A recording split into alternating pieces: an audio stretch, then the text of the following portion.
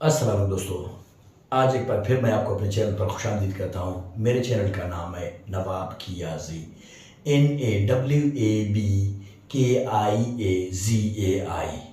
जैसा कि आपको मालूम है कि हमने पार्ट्स ऑफ स्पीच की एक सीरीज़ शुरू किया हुआ था और ये पार्ट्स ऑफ स्पीच की आखिरी वीडियो है, यानी कि लास्ट वीडियो है, आखिरी सबक है। और आज के सबक में हम पढ़ेंगे इंटरजेक्शंस। बाकी पार्ट्स ऑफ स्पीच हम पिछले वीडियोज़ में पढ़ चुके हैं। मिसाल तो वर्ब है, नाउन है, प्रोनाउन है, एडजेक्टिव है, एडवर्ब है, कंजंक्शन है, प्रीपोजिशन है, सही है। और भी मतलब अगर उसमें से बचता मैं भूल जाऊँ तो ये लास्ट वाला यानी कि 8वीं यानी कि पार्ट्स ऑफ स्पीच है। आज के वीडियो में, आज के सबक में हम पढ़ेंगे इंटरजेक्शंस और हो सकता है कि ये हमारी आखिरी वीडियो और आखिरी पार्ट्स ऑफ स्पीच हो। इसके बाद इंशाअल्लाह ज़िंदगी रही फिर किसी नए ग्रामेटिकल पॉइंट को उठाएंगे, फिर उसी के साथ हमारा सिस्टम चलता रहेगा, ज़िंदगी रही, सही है। तो इससे पहले हम पढ़ चुके हैं वो सारे वर्ब, एडवर्ब, सही है, कंजंक्शन, प्रपोजिशन, एडजेक्टिव, वो सारे हम पढ़ चुके हैं, नाउन, प्रोनाउन वगैरह, ये सारे। आज के सबक है इंटरजेक्शन है। तो अब हम ये देखें कि इंटरजेक्शंस क्या होते हैं। भाई इंटरजेक्शंस वो वर्ड्स होते हैं जो अचानक आपके मुंह से निकल जाते हैं, जिनका कोई मीनिंग भी नहीं होता, ख़ास मीनिंग भी नहीं होता और आप उनका इरादा भी नहीं करते हैं। ये ऐसी चीज़ें हैं, ऐसे वर्ड्स हैं जो अचानक आपके मुंह से निकल जाते हैं। आप इस वर्ड से अंदाज़ा लगा सकते हैं इंटरजेक्ट। इंटरजेक्ट खुद एक वर्ब है, उसका मतलब है अचानक बोल पड़ना, या कि उर्दू में कहते हैं कि फट पड़ना, सही है, अचानक मुंह से निकल जाना कोई वर्ड, सही है, कि जिनका कोई ख़ास माना नहीं है, लेकिन ये आपके जो है ना फीलिंग्स को ज़ाहिर करे, इमोशंस को ज़ाहिर करे, सही है।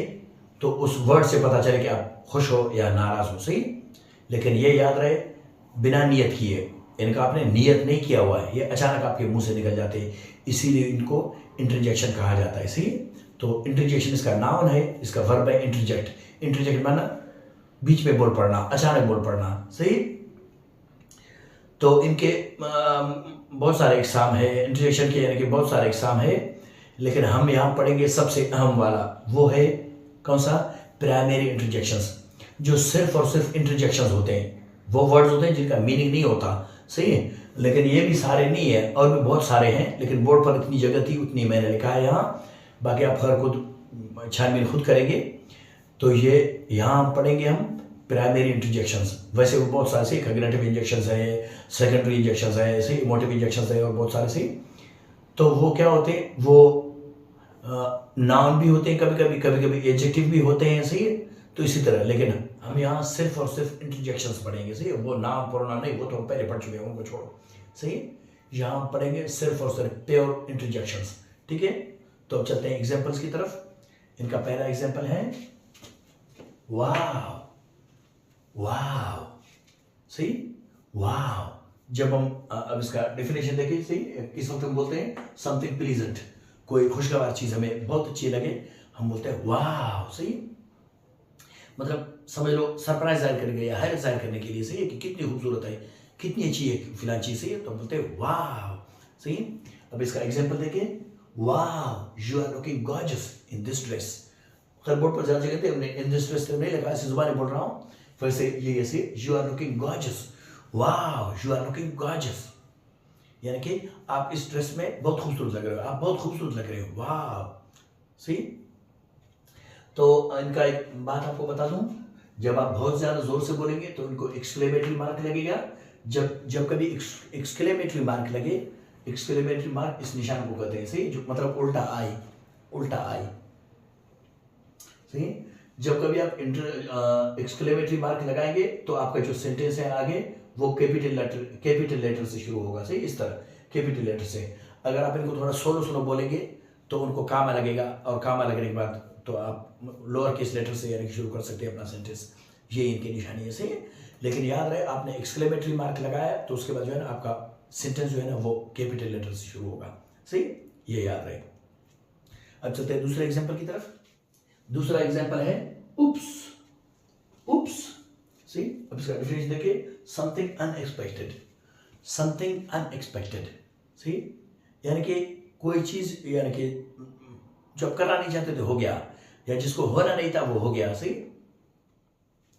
अब इसका एग्जाम्पल देखिए। Oops I pressed the wrong button. Oops I pressed the wrong button. Oops होता है गलती, यानी कि करते वक्त हमने गलती कर गया मैं। सही है, या कोई चीज़ नहीं होना था वो हो गया। अब यहाँ मीनिंग है उप्स I pressed the wrong button, यानी कि मैंने गलत बटन दबा दिया। कैसे? मुझे यानी कि बंद करना था पंखा, लेकिन मैंने लाइट बंद कर दी। तो अब चलते हैं तीसरे एग्जाम्पल की तरफ। तीसरा एग्जाम्पल है हुई हुई। सही। अब आप इसका डिफरेंस देखिए। गेटिंग रिड ऑफ समथिंग, किसी चीज, किसी मुश्किल से छुटकारा पाना। जब हम किसी चीज से छुटकारा पाते हैं तो हम बोलते हैं हुई। वैसे हम उर्दू में बोलते हैं ना कि ओफ, जान छूट गई। सही। तो ये इसी का इंग्लिश है हुई। सही।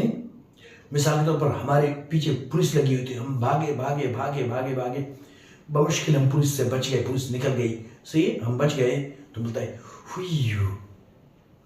तो एग्जाम्पल आप देखिए इसका। The hardship is gone. सही, यानी कि मुसीबत टल गई, बला टल गई। The hardship is gone. ठीक है। तो अब चलते हैं चौथा एग्जाम्पल की तरफ।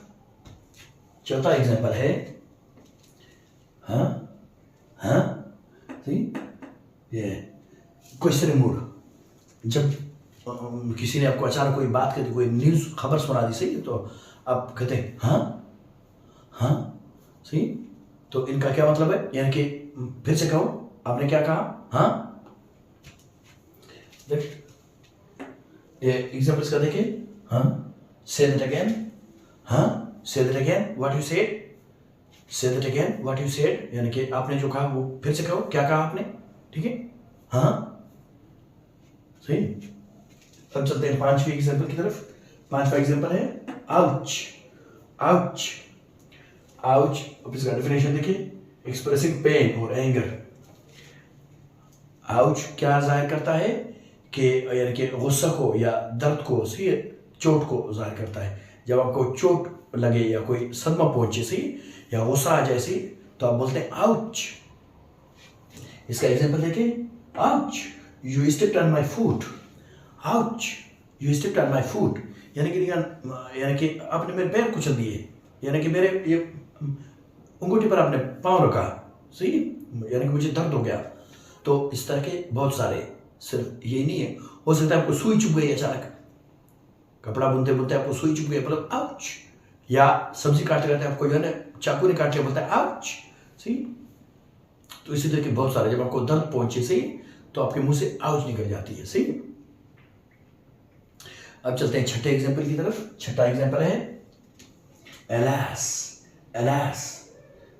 इसका डेफिनेशन है एक्सप्रेसिंग सारो। जब आप गम में, दुख में होते हैं तो आपके मुंह से एलास निकल जाती है। सही। अब इसका एग्जाम्पल देखिए। Alas, my uncle passed away.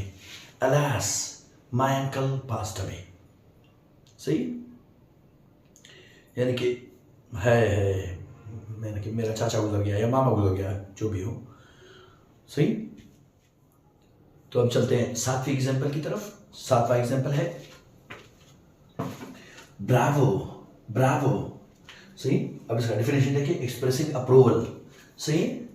आप जब रजामंदी का इजहार कर रहे होते हो तो आपके मुंह से ब्रावो निकल जाता है, यानी कि उर्दू में बोलो शाबाश शाबाश शाबाश। जब आप शाबाशी दे रहे होते हैं तो आपके मुंह से ब्रावो निकल जाता है। कोई किसी ने यानी कि बहुत अच्छा काम किया, आप बोलते हैं शाबाश शाबाश।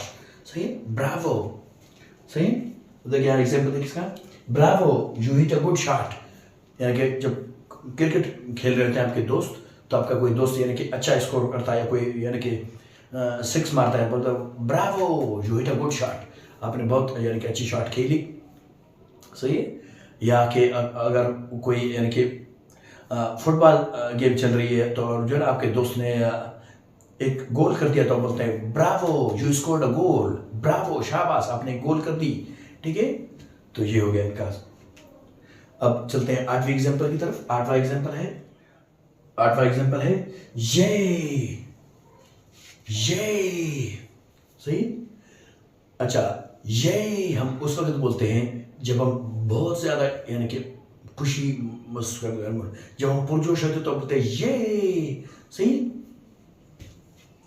तो देखिए अब इसका एक्सप्रेसिंग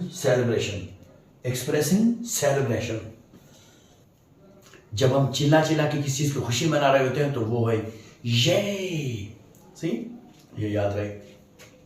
देखिए आप, ये we are enjoying the party, ये वी आर एंजॉयिंग, ये वी आर सेलिब्रेटिंग। ठीक है, तो आपके मुंह से निकल जाती है तब जब आप बहुत ज्यादा यानी कि पुरजोश होते हो। ठीक है, अब चलते हैं नवी एग्जाम्पल की तरफ। नवी एग्जाम्पल है यू समथिंग डिस्गस्टिंग। कोई चीज आपको नागवार लगे, नागवार गुजरे, आपका दिल खराब हो किसी चीज से, सही, मतलब आपको जो है ना नाराजगी जाहिर करनी हो तो बोलते हैं। ठीक है, एग्जाम्पल देखिए, this is so dirty, this is so dirty. अब ये कोई ड्रेस भी हो सकती है, कोई जगह भी हो सकती है, सही, यानी कि या कि कोई बात भी हो सकती है। कोई बात आपसे बहुत ही गंदी बात करे तो यानी कि मुझे अच्छा नहीं लग रहा है, मेरा गुस्सा आ रहा है इस पर, सही। तो आप जो है ना डिस्गस्टिंग यानी कि बहुत ही नागवार है, अच्छी बात नहीं है, यानी कि या फिर उर्दू बोलो छी छी छी, सही, छी छी, इस तरह की बातें मत करो।